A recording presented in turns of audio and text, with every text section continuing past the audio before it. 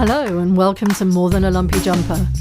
This week we have another lovely guest who is also a dear friend, James Fulford-Talbot of nXus People.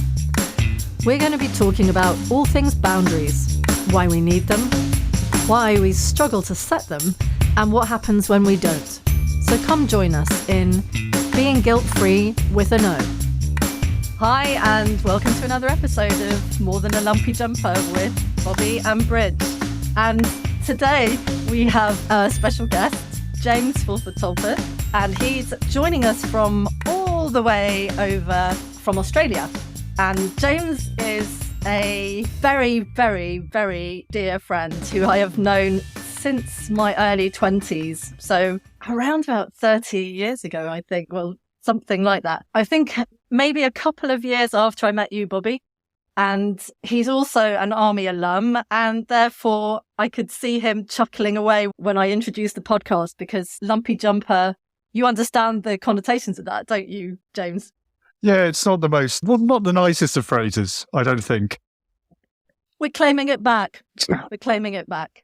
That's good. So James started his career in leadership in the British Army, and he learnt about team dynamics in challenging circumstances. I think we can all feel that one. He's served all over the world. That's included 5 operational tours in Europe and the Middle East.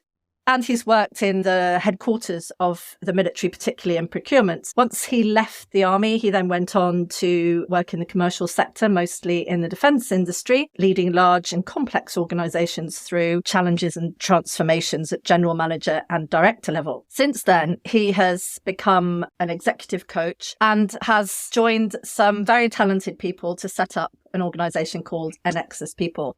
And we will put all the details of nXus People into the details of the podcast, along with all the references to any books and other podcasts that we will talk about. And so the unofficial version, though, of how I know James and how I would describe him is that he's married to one of my dearest friends. And so we have, over those 30 years, experienced some of life's real highs and real lows. He has seen me sobbing into Chardonnay for weeks, possibly, I think, months on end, after the end of my practice marriage. And we've been together for both his own marriage and mine, which was, my husband pointed out to me, nearly 5 years ago, coming up in a couple of weeks. Wow. I thought we'd been married for 3 years, but he's pointed out we'd been married for 5. Yay. I had to go and Google the date as well, so I don't forget.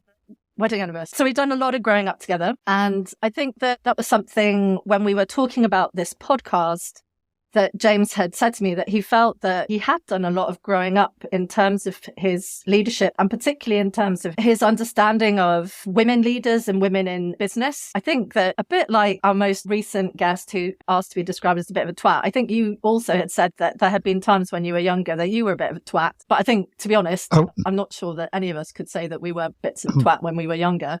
What do you mean when we were younger? Introduction. Yeah, I was going to say, I wouldn't isolate that just to my younger years. It would be lovely if I could fair enough. put that behind me, but yeah. Yes, or I don't know, different types of twat. Maybe, I don't know. I will just my final piece of introduction for James is that I once stabbed him in the hand with a fork because he told me that he looked like Cat from EastEnders after I had my hair cut. And I didn't think that was a bad thing. I kind of liked Cat from EastEnders. It wasn't awful. I liked Cat from EastEnders. So quite drastic, though, Brid, maiming a friend like that. Yeah, I think we had to add. I think a lot of drink had been taken. And you locked yourself in a loo, I seem to remember. I did. And Jodie had to talk you out. For an hour crying. Stabbed him with a fork, then ran off and locked myself in the loo to have a cry. That was our first meeting. And there you go. So boundaries. Bobby. Sorry, that's been a bit of a long one. So, Bobby, we're going to talk about boundaries, and I wondered whether you have an opinion about, are they important? Well, the short answer is yes. I have terrible boundaries, or have had terrible boundaries in the past. But equally, I think that my learning, James is a coach, my coaching background as well, in my development for that, the establishing of good ones, because sometimes they can be really restrictive if you're not good at building them, if that makes sense. But I do think that they are important. But I think I appreciate more the lack of them than having them. because I've spent such a lifetime not really having the greatest of ones in place. I think that I'm hoping what we're actually going to explore is some of the reasons why we either don't have them in place or we are reticent about putting them in place. James, how about you? Boundaries, good or bad? You see, I think it's all about context. And sometimes you're trying to break down boundaries. If you want to get teams to work really, really effectively together, you want to not have boundaries there because you want a very trusting relationship. One of the key aspects of trust is intimacy. And you can't have too much intimacy if you've got too many boundaries in place. That said, if you're talking about safety and what is appropriate in the workplace, then there's some boundaries that can be put in place there that are quite important. And then also trying to not be burnt out by working too hard, then boundaries are important there. So it's just trying to get the appropriate boundaries at the appropriate time. But there can't be an excuse to not do things and not collaborate and not lean into teams. I was just going to say, would James make a distinction about having boundaries in the way that he's explaining that contextually for teams and individuals? Do you see a distinction in that? It's a good question. I think that teams are a group of individuals. So there's going to be, in the Venn diagram, there's going to be a lot of overlap between how you behave on a one-on-one with an individual and how you want to behave with a team. And I think spending that time breaking down boundaries and understanding people's motivations and how they want to collaborate, how they think, that's really, really important to do as an individual. And then you can bring that into a team setting. I don't think you can try to create that intimacy in a team if you haven't tried to do that on a one-on-one level. Yeah. But, there's a difference between barriers and appropriate workplace behavior. It's saying the wrong thing and being overly familiar isn't being intimate, isn't breaking down barriers. It's inappropriate. So I think there's also an element that I think maybe there are often different understandings of what a boundary is when people talk about boundaries in a workplace setting. Because for me, I think that establishing boundaries and maintaining boundaries actually is part of trust. You need trust for that. So when I think about boundaries, it's much more about establishing I think there's an element of comfort. And I do take the point that there are times when you want to collaborate that you have to be outside of your comfort zone. But I do think that a lot of boundaries are about respect for physical integrity, for people's time, for people's there must be a third one. There's always a third one. I think beliefs to an extent. And I do take the point, James, that context is all. But I don't know that boundaries are necessarily a block. Having healthy boundaries established as an individual are necessarily a block for teamwork. Because I think that often having boundaries, it creates a sense of safety, which is where you then can push all the other things out to do all of that collaborative work if you feel that you are safe with your individual boundaries. But I think that barriers are different from boundaries. I think maybe that's how I view it. Barriers are unhealthy and stop things. Whereas boundaries are, I guess, about just protecting yourself as an individual. Maybe I'll give an example. Maybe I'm not explaining this as well as I could. Often in workplaces, they describe themselves as, we're all a family. We're all a family here. And that's just an excuse for taking advantage of people's time to not employ sufficient people to do the job and asking people to do things that are not part of their TOR unpaid. Sure. Yeah. And when people then try and say, well, hang on a minute, this is where, my work stops at 5. I'm contracted to work until 5. I've got other obligations outside of that. People go, but, we're a family. We all just work together, right? And so I look at it from that perspective, that this is where we need to be able to say to your workplace, that's lovely. I love the fact that we are a family, but I think families can be quite toxic, right? Being a family isn't necessarily a good thing. No, absolutely. I think Jodie might suggest that I'm a much more tolerant and nicer person in the workplace than I am at home. She'd probably say, don't take that into work. Hey, no, look, Bridge, I think what you're saying is absolutely right. And there's a subtlety there between, the boundaries you have around, appropriateness, and appropriateness can be the way that people behave towards you. They can be around the way that you're treated in the workplace as far as terms and conditions, etc. But I think it is getting the balance right between those fairly definable boundaries and then the boundaries of getting that deep understanding of people, what makes them tick, and how to motivate them, and much more than just, okay, you're here to do this job. If you try to stick to that and then just sit around with the T's and C's and your different policies, it's very unlikely you're going to have to get a really, really effective team. But I would put some of that you mentioned there is, you'll probably know the trust equation very well, Bobby, but to gain trust, you need credibility, reliability, and intimacy. But then self-orientation removes that trust. So, if you're a leader and you're telling people that, they need to work long hours or do things they're not wanting to do, or treating them badly, you're showing a high level of self-orientation and you're not team-focused. And I think some of the things that you're talking about there, Bridget, was where the leader isn't really focused on the relationship and building trust. They've got this, okay, I've got a deadline. I need to look good in front of my boss. I haven't put enough resources into this job and I don't want to take stick for it. So I'm going to start pushing, the rest of the team. And that's where the more structural boundaries about, no, actually, I've got other things I need to do with my life, need to come into play. But in a team with high psychological safety, you shouldn't have to go there because the behaviors are such that you're not going to have that negative behavior that forces you to push back. I completely agree with that as well, because I find in organizations that I've been in, you can have good structures to allegedly have good boundaries, good working conditions and everything else besides. But as James is saying, as soon as you lob people into that equation, it doesn't matter what the policy says or the process says or what structure you've actually put in place. And I think the other thing to say is it's not just on the leader. The leader has to lead. I get all of that. But you have a team of 7 people and they all have a very different orientation to boundaries or to how they are as people. That's one hell of a mashup when you actually get into that. And so I absolutely agree, the high psychological safety, but getting into that when you don't know what people's self-esteem is like, or if they've got learned helplessness, or they're fast in need of approval, or they are self-orientated. It's all of that. That's why I've loved what I've done, because watching all of that play and trying to draw all of those things in, James is probably the same. It's phenomenal. But I think that it's not just about the organization, but it's clearly about every single person in it and what they're bringing to the table, be it a boundary or a barrier. Bobby, you wanted to talk about why boundaries are difficult to establish. And those are some of the elements. In fact, sometimes when you talk to people about boundaries, they feel very uncomfortable in saying no or saying this is how I work. And they feel either embarrassed or uncomfortable to just say, no, that's not going to work for me, or no, that's too much, or no, this makes me feel uncomfortable. This idea of no is a complete sentence. People feel very uncomfortable. And why do you think that is?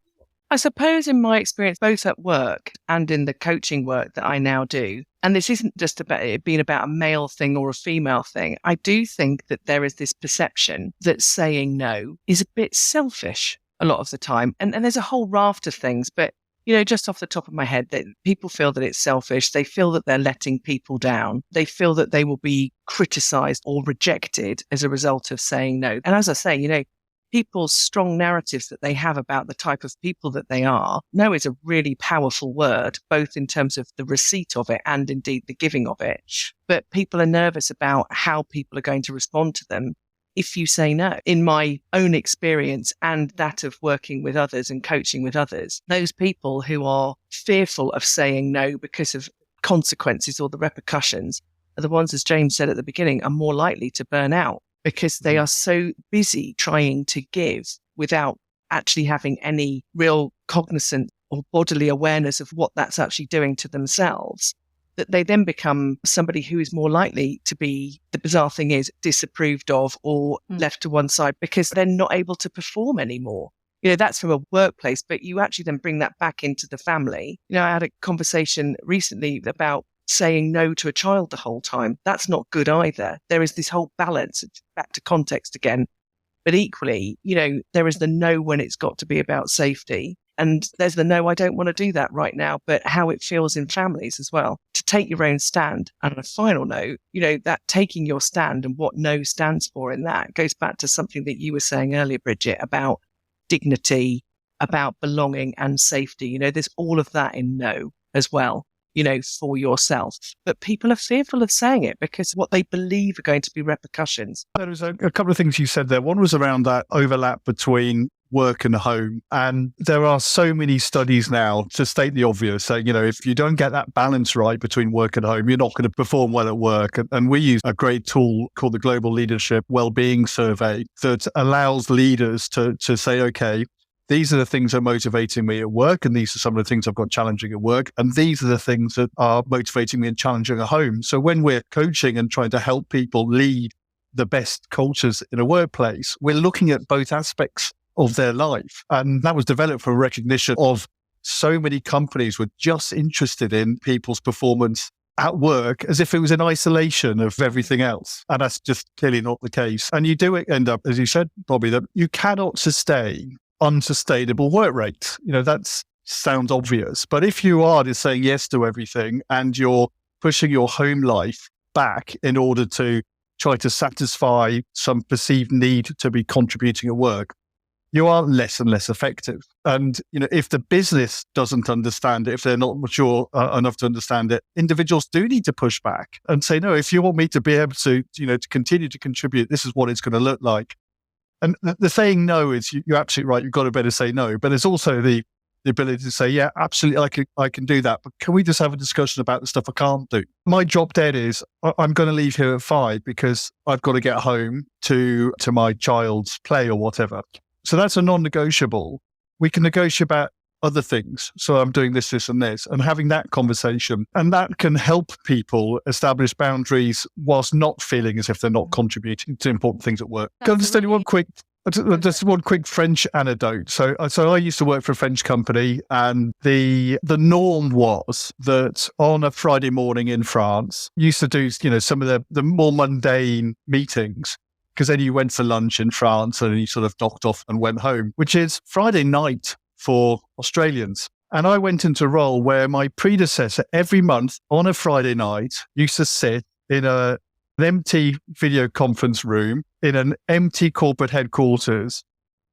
And the picture used to come up on the video screen, and there was croissants and coffee. And because the French aren't as focused on punctuality as other people, for the first 5-10 minutes, it was just literally people wandering in, getting a croissant, and you're thinking, this is my drinking time. This is a time I want to be, enjoying myself. And I did one of those. And then I said, look, I think these are really important meetings. I really want to contribute, but I'm afraid I just have too many commitments on a Friday night. I want to be at them, but I'm just not going to come again on a Friday night. And they changed them all to a Thursday night. And my predecessor put up with 2 years of losing one Friday night a month, watching people eat croissants. So, you've just got to be brave enough to Yeah. James, I think that's really important. It's saying no without saying no. And this idea of negotiation, I think, shows a real level of maturity. It's where you are saying, I'm very aware of what my needs are, and I'm very aware of what your needs are. So we're going to have to find a way to prioritize, identify what the most important elements are to get done within both of our boundaries. And I think it really follows on a lot from what Bobby's been saying. There's a real element of the individual has to know what their boundaries are. The individual has to understand what their needs are. I was talking to a coach on this particular topic, and she was talking to the group and saying, do you find that maybe sometimes it's easier to say no to your family than it is to say no to work? And so we constantly pushing back on our personal life, sacrificing that for the benefit of work. And your example, James, the French probably had no clue. And it wasn't until someone said, hey, this is my Friday night, or you said, this is my Friday night, they'll have gone, oh my God, why would anybody want to come to a meeting on a Friday night? That's lunacy. Of course we'll change it. But because nobody had pointed it out to them, and they weren't really that aware of time zones, because they're just thinking, hey, we'll have a nice meeting on a Friday morning and then sort of ease off to a long, boozy lunch. I think that there's a big issue about the individual need or the responsibility to also be very clear about what the boundaries are. I say that from a place where, having worked in a humanitarian context where everything is an emergency. And so you come into the sector thinking, yeah, that's cool. We all want to knuckle down when there's an emergency. We all want to have to work 24 hours round the clock when there are people dying.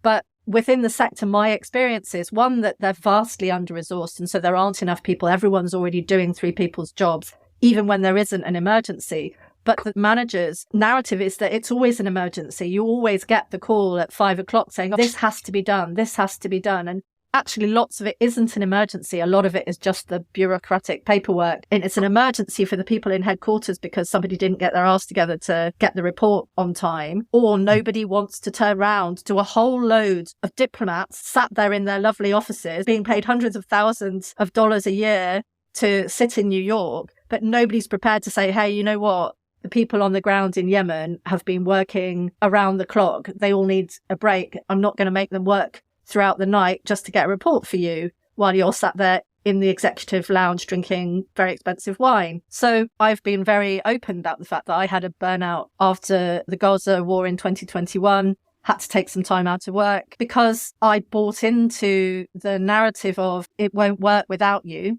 And one of those hands up leadership failure. But I was buying into this narrative that we had to keep going, and that saying no was not an option because people will die.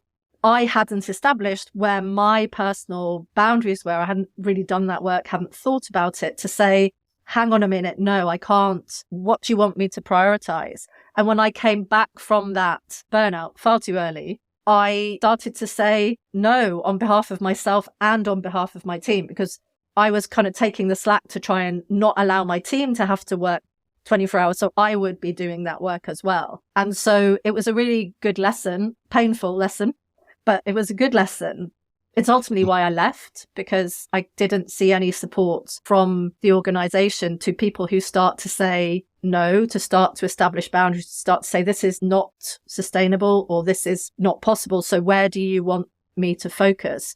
That had real pushback. People were like, well, no, you still need to do it all. And for me, it's a real issue within the humanitarian sector. And I know it's not just the humanitarian sector, but it's endemic within the humanitarian sector. The one that people don't want to establish boundaries because they feel selfish, because it's about people's lives, etc. But also because the organization fundamentally relies on the fact that people will not establish boundaries and uses guilt to encourage people to keep working while still failing to put enough people into the system to be able to do all of the work that's expected. Bridget, I mean, you are a very physically and mentally brave person, and you're not a carrying wallflower. Nobody will ever say that about Bridget.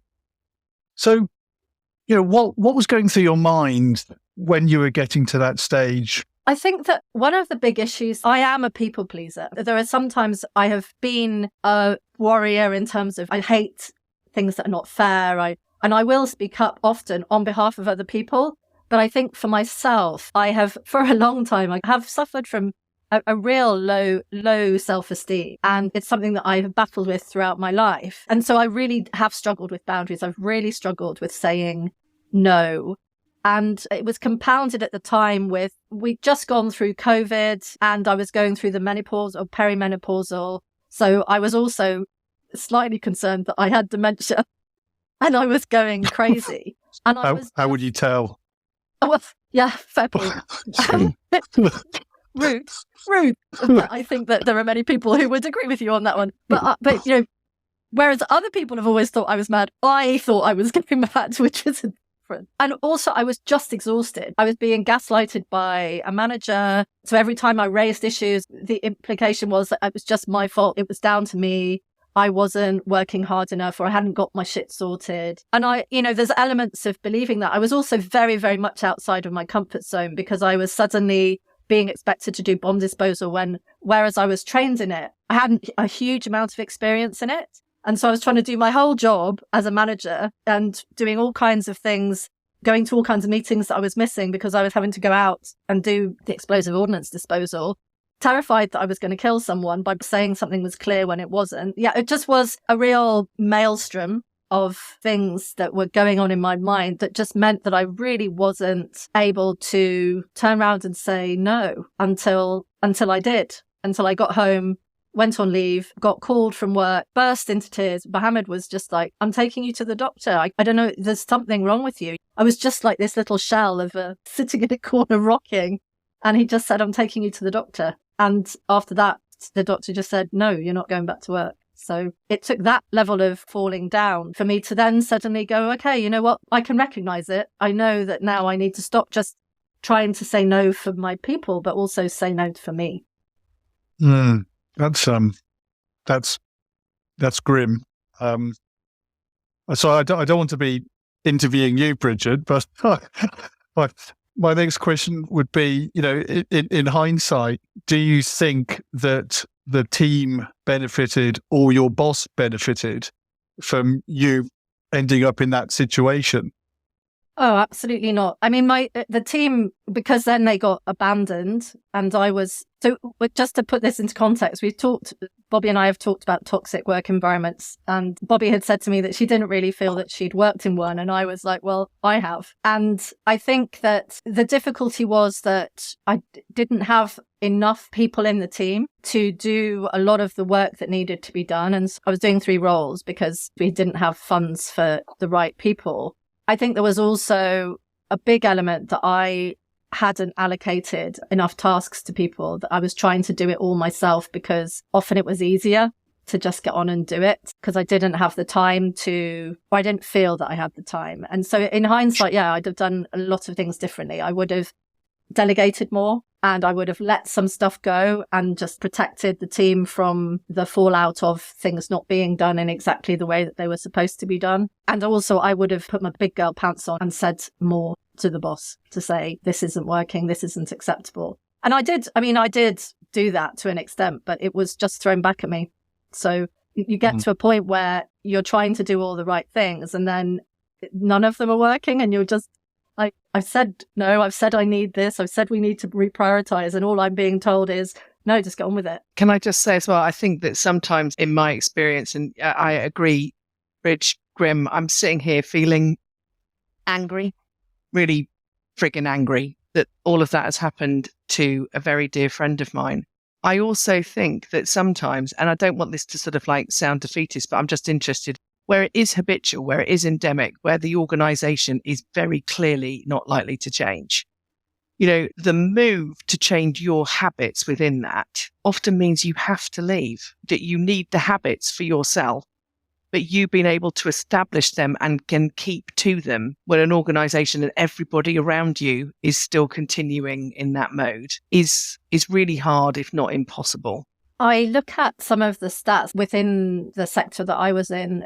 The level of unhealthiness, a large number of these leaders end up with really bad health conditions, heart conditions through stress. We talk about how coping mechanisms, and I guess, there are good and bad ways to deal with work stress, and self-medicating with alcohol and food are not the most healthy ways to deal with things. And I really take your point, James. It wasn't helpful for the organization. It wasn't helpful for my team, that I got to a point where I had to just literally not be present, not be engaged, not be anything. I realized that during that period, for the first time in 8 years, I didn't check my emails hourly. And I spent 2 weeks not checking my emails. And it was the first time I hadn't checked emails on a pretty much hourly basis, all the way through to 10 o'clock, 11 o'clock at night. Before I went to bed, I would check emails before I went to bed because we worked with New York. For the first time in 8 years that I hadn't done that. So I did a lot of learning, a lot of thinking, and recalibrating my approaches, both for myself as a person, as a leader, and now as an advocate to other people who are in similar situations, that this inability to set boundaries at the outset is really, really important. And so I wondered, maybe talking about how we establish boundaries. And I think we talked a little bit about it, James, with this idea that we negotiate, we sort of say no, but we don't say no, by sort of recalibrating it, by saying, okay, yeah, I get it. This has to be done. This has to be done. This has to be done. But I've got a hard end of my day here. So what are we going to do? Are we going to prioritize? Or are you going to give me some more people or some more time? Yeah. Sorry, were you asking me for other things or? Well, I just wonder. I think you said it brilliantly, so I was just going to nod. I'll put it in a different way then. There's been a lot of talk about Generation Z and their work shy ethic, with this idea that people are quiet quitting, and there's a suggestion that quiet quitting is somehow a bad thing. I know, obviously, with the word quit in it, it kind of does sound as if it's a bad thing. I'm interested in maybe what either of you two think about this idea of quiet quitting. I get the idea you have to show willing, you have to engage with the team, you have to work, and sometimes you have to be uncomfortable, you have to do a little bit extra to show willing or take on a stretch task. But I do think that Generation Z, massively stereotyping here, have a really good point about that they seem to be an awful lot better at establishing boundaries or declaring boundaries than maybe us Generation Xers are, and certainly the boomers, not to create a generational war here, but what do you think? Yeah, and I completely agree with that. I mean, I learn every day from the Generation Zers that I get time to spend out, and I've had many work for me. I mean, I can get irritated sometimes when I just want shit to get done. I will hold my hand up to that and going, for Christ's sake. But equally, I think that they have got a point, and especially during and after COVID and the always on with your calendar just jammed up so that you didn't even have time to have a toilet break or whatever. It was just ridiculous. But they were the ones that were teaching us. And I firmly am of the opinion that we learn from each other. And if we go all the way back to what James was saying at the moment about team and team ethic and everything else besides, and I've worked across teams with a big range of demographics in there. And you have to get to a meeting of minds, as to how you're going to do this, because equally there are those people. I had a lady who worked in the team who really didn't want to take holiday because it meant she was home alone by herself. She wanted to be at work. And I needed to have some respect of that while still following the statutory line of what holiday people have to take. But realizing that wasn't actually good for her to be by herself. Whereas there was the others that were absolutely on it in terms of their time at work and what have you. And again, I think it goes back to being good leaders about, well, actually, this is a stretch target and this is good for you, because the other thing that Gen Zers love is development, so that you can actually then place it in that way. But it has to become almost part and parcel of their workday. So my daughter has negotiated while she's actually doing a qualification that she'll have a day off a week. Thank you very much. Not a day off, but a day studying in the week. And that's actually part and parcel of her contract. They are brilliant at that, for saying what works. As to quiet quitting, I'd be much more up for loud quitting, so that people are saying categorically what it is that's going on. Because when it's surreptitious like that breaks this high psychological teamwork that James was talking about at the beginning. Because if you've got somebody going off and trying to do something over there, it breaks trust. It really breaks trust. So whilst I appreciate that it is going on, I would much prefer somebody to just front it up. I think as a leader, I try to create the context where people can say exactly what it is, which is sort of what I have tended to do most of the time. I think you kind of nailed it. And, learning from other people. We've already just talked about that. We've known for 20 years that as soon as you work more than 70 hours, you're less productive than if you work 40. We know that if you sacrifice your home life for your work life, you become less effective. We know that if you push yourself hard and you become unhealthy, you spend more time out of the workplace. We've known all this stuff for years, but it's only now that maybe it is the Gen Z saying, no, this is the way we're going to behave. And then we're being forced into doing what we've known has been correct, but we've just been ignoring because we're tough and we'll just push on through. So I think that's, we have much to learn from them. And also on the quiet quitting, you're right about the fact that everybody's got a responsibility about how you make a good team and it's not just the leader. But if someone is able to move or to disengage without there being conversations and that without there being some kind of actions taken from that, there's clearly not engagement, there's clearly not good objective that are meaningful to that person. And if it's not noticeable, if it kind of happens quietly, then there's something fundamentally wrong going there. And it should be impossible. Now, the loud quitting, that's a conversation. It's okay, you've been disengaged, you're not doing X, you're not doing Y. Yeah, because there's a terrible culture, you never give me the right direction, et cetera, et cetera. And yeah, I'm off. But you've got to end up with that conversation pretty quickly. And if you're not, then there's a real disconnect between a whole bunch of things have gone wrong when you get to that stage. We come back again to communication is the key, right? That's obviously an example of communication breaking down. And while Bobby and I are ex-Royal Signals and your wife is ex-Royal Signals, James, and while we've had a bit of a laugh about how competent we are with telecoms equipment, I think that this idea of communication is so important. And the idea of quiet quitting, as you both have really eloquently identified, there's a passive aggressiveness about that.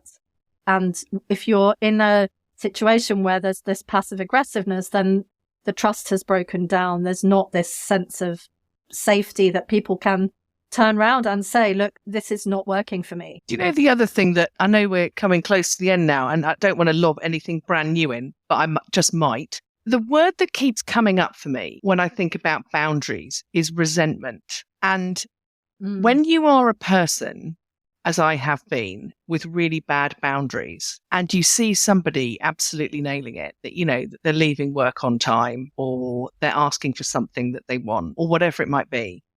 And I sit there absolutely boiling and resentful to them. But what I actually really ought to be resentful to, or not even resentful, but taking a good long look at is, well, they're asking for all the things that you have failed to have the boundaries right to actually do in the past. But I think that I'm just sort of like throwing that in there because I think if you can catch on to where it is that you're really grisly about, sometimes it's getting a mirror held up to the things that are absolutely the right things to be doing and maybe for us to be doing for ourselves. That's great, Bobby. I think that it's a thermometer, isn't it? That if you're feeling resentment, it's likely that your boundaries have either not been set or are being pushed out, are being broken. That your emotional response is the barometer, is a really good indication for you to start to have a think about what you need to be doing or putting into place. I just wanted to, when we were talking about communication and why that's important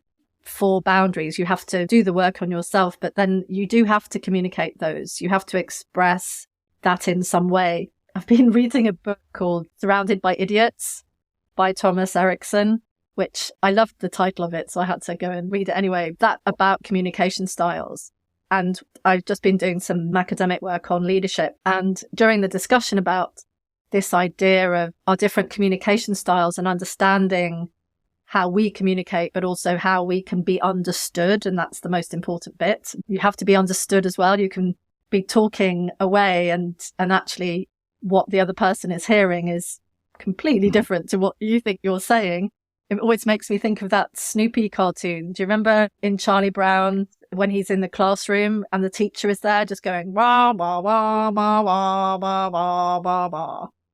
And whenever I'm trying to have a conversation that is uncomfortable for me, I always have to think very carefully about now, how is what I am saying going to be understood by this particular person? Because it's a very personal issue. But during the conversation with the group that I was working with, it was really interesting to hear people talking about how they would communicate to bosses. I understand how I work best in terms of my neurodiversity, in terms of whether I learn or understand better by reading or by hearing. And a really interesting way of when you've got a new boss or come into a new job, because that's the best time to establish your boundaries, right? Is at the beginning, was to turn around to the boss and say, look, this is how you'll get the best out of me. These are things that where I thrive, that would talk about Hertzberg's two-factor theory. What are your motivators? What are your demotivators? This is where you're going to get the best out of me. And obviously you do. As a good leader, any good leader is going to want to get the best out of their people. Some people work better at night. Some people don't like to be alone. Some people like to think things through before they get, a little bomb put on them and they have to work it out. And sometimes it's better at the outset to say, hey, this is me. This is how I am. This is where I thrive. And so I can thrive or I can survive. But if you help me thrive, I'm going to make you look good, right? I think that level of understanding about people's communication styles it's a tough thing to do. It's a skill that many people don't have. And often with teams and very senior teams, we will use a tool like the Herrman Brain Dominance Instrument or something like that to allow each other to appreciate that actually Mike here, he's very analytical. And if I want to communicate with him, I need to really start doing facts and figures. And hey, James, he's big pictures. So maybe a few outcome, the effect on the organization, et cetera, et cetera. So first of all, just giving people the insight. And if you expect people to have that insight without that work, then that's frankly naive. But then secondly, once you've got that insight, there's the Mark Twain cliche about I didn't have time to write you a short letter, so I wrote you a long one instead. I use that when I'm telling people if they want a short meeting, they need to spend time preparing for it. Then you say, okay, I'm speaking to Mike. This is what Mike needs. And preparing it from Mike's point of view, not from James's point of view. And if you don't do that, the amount of effort you take for that particular meeting might be smaller. You're not going to get anything out of it. The chance of it being successful is much, much less. There's two stages. It's not taking for granted that people have that sophisticated level of understanding to understand what other person needs and to work on the team and individual to give them that, but then ensure that people understand the importance of using those insights to have those best engagements. And it's not easy. I absolutely concur. I mean, James and I will use all sorts of different models, I would imagine, in the work that we actually do. And I would also say one of the things that I have enjoyed doing, probably freaking people out with the companies that I've worked in, but it won't be the first time that any one of my friends who I will have beaten up to listen to this podcast will have heard me say, is throw away competency-based interviewing, because it's bollocks. You know, actually having a conversation with somebody to actually establish that you really want to know who that person is. How do they work? How do they like to be managed? Let me tell you about how I like to manage and how I work, and we'll see if we get on, because then that's possibly the right person to have in your organization. And that means that that type of conversation that you can then embed further with whatever models or whatever profiling tools or whatever else that you can use to help establish consistent language that people can use between them, then you're onto a winner, because you've already opened that up to say, I really want to know who you are. And I think that that's where it starts from. So then absolutely, as James is saying, you then don't end up in this either resentful or confrontational way of everyone has to conform to the way that I want to work. Because to get the best performance and the best productivity, it might be better if I actually did something better or did something different on this occasion. I think it's really important. So that last bit you said there, Bobby, is I think really key, because to have a rounded organization, it's not about having people like me. It is about understanding how, what other people need right at the start. And one of the things that I was going to say, look, I agree, but with a caveat, but your last point really, really rounded it off. But what we try to say to people is, when you're in an interview, if someone's irritating you and their answers are, you'll find them slightly frustrating, it could be because they have different thinking preferences. Yeah. It could be because they're looking at things from a different perspective. So if you understand that and try to work through that, you might get a whole bunch of gold, a bunch of genius that comes with it. But if you don't understand it, this person's just talking about detail and process and, God, I'm not interested in that because I'm all big picture, then you could lose something that you really, really want. So yeah, those competencies are not so important as behavior and communication, etc. But you've got to acknowledge that they're not necessarily going to be the people you most want to spend your time with and communicate with most easily, that are still right for the culture and the team and having the right values. Absolutely. We've had this discussion before, haven't we, Bobby, and the fact that you need to recognize what you're missing in terms of what your strengths are and maybe what your not strengths are. Certainly for me, I'm not a finisher. I come up with lots of ideas and then sort of fizzle out at the end in terms of actually getting things done. If I don't have a finisher in my team, then nothing's going to ever get done. And yet I find those sort of people who can be more detail orientated are massively frustrating to me, because they're always the ones going, but have you done this? What about this? And I just want to go, let's just get on with this. Absolutely. I'm not necessarily self-aware about everything, but I'm very self-aware about that. That I do think that both of your points are really important, but it comes down to this idea that we need diversity. We need to understand our own strengths and weaknesses, our own ways of communicating and being heard and understanding. And there is a problem, I do think, in organizations where that sort of level of self-awareness is not necessarily always present in people who are recruiting and interviewing. I think that there's a problem that, as you say, people tend to think that an interview is just a nice chat to see whether or not we'll get on with them and we want to be in the same room as them, not actually looking for the gold that your team is missing or that your organization needs. And bizarrely, that brings you back round to boundaries and barriers. Because if people aren't willing at that early stage to be open in their conversation about who they are, what they want on either side of the table, it loops us all the way back to where we actually started from, about how you go to build trust. Well done, Bobby. So there we are. We are back where we started, which seems to be that's what happens in most of our conversations. James, thank you so James. much for agreeing to come and share your That's wisdom. been a pleasure. I always love to have a chat with you. Really nice to sort of hear your professional inputs as well, because we don't really ever get to talk on that level. We spend most of our time just talking bollocks. Yes, while you're drinking gin and tonic, making us feel very jealous. It's obviously 9 o'clock in the morning here, but not 9 o'clock in the morning where you are. Brian, thank you so much. It's a real honour to be invited. Thank you so much for listening. That's the last episode in our first season, but don't panic. We'll be back early in January. We've put together a special Christmas present for you all, so you don't miss us too much.